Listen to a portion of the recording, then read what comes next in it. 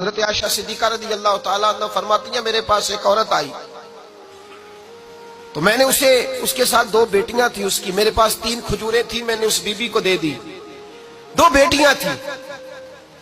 اس عورت نے کیا کیا، میں دیکھ رہی تھی، ماں تھی نا اور بیٹیوں کی ماں تھی،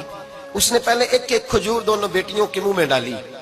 اور پھر جو کھجور اس کے پاس بچ گئی میرا خیال تھا یہ کھائے گی، لیکن اس ماں نے اس کھجور کے 2 ٹکڑے کیے اور وہ بھی اپنی بیٹیوں کے منہ میں ڈالے۔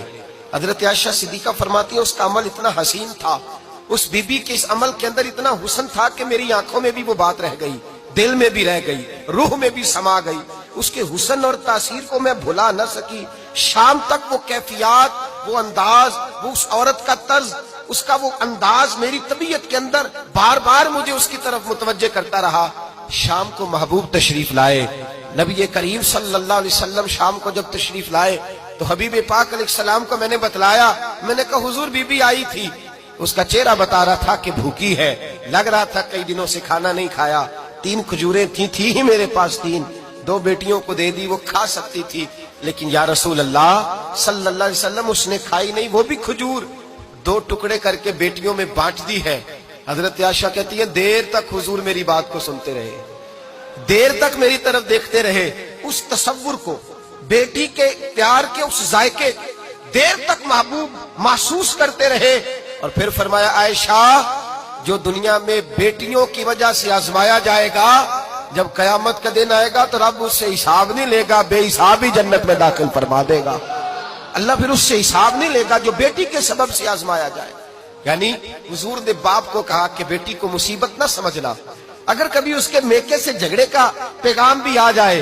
اگر کبھی دوبارہ تجھے اس کی طرف پلٹ کر جانا بھی پڑے، میرے نبی پاک صلی اللہ علیہ وسلم سے کسی صحابی نے کہا تھا یا رسول اللہ بہترین صدقہ کون سا ہے؟ حضور بہترین صدقہ کون سا ہے؟ وہ میرا مال جو اللہ کے راستے میں خیرات کروں تو رب مجھے زیادہ اجر عطا کرے، وہ کون سا ہے؟ تو میرے نبی پاک نے فرمایا اگر تیری بیٹی واپس لوٹ آئی طلاق کی وجہ سے یا بیوہ ہو کر واپس آ گئی اور تجھے اس لوٹنے والی بیٹی پر کچھ خرچ کرنا پڑا تو تیرے رسول کا وعدہ یہ ہے کہ اللہ تجھے اس روپے پر سب سے زیادہ اجر عطا فرمائے گا، اس پیسے پر اللہ تجھے سب سے زیادہ۔ انہیں بوجھ نہ جاننا، ان کی آزمائشوں پہ پریشان نہ ہونا۔ اگر کبھی بیٹی کا پیغام آ جائے کہ اس کو پھر سے یہ تکلیف ہوئی ہے، باپ سمجھنے لگا تھا کہ میں تو فارغ ہو گیا، نکاح کر کے میں فارغ ہو گیا، پھر اگر کبھی اسے پیغام آئے تو میرے مصطفیٰ کریم نے فرمایا وہ پریشان نہ ہو، وہ دکھی نہ ہو، بلکہ جو بیٹی کی وجہ سے آزمایا جائے گا اس سے تو حساب ہی نہیں لیا جائے گا، اللہ بغیر حساب ہی جنت عطا فرما دے گا۔ اتنا بڑا مقام، اتنی بڑی عظمت اور فضیلت اللہ کے رسول نے بیٹیوں کے ماں باپ کو عطا فرمائی۔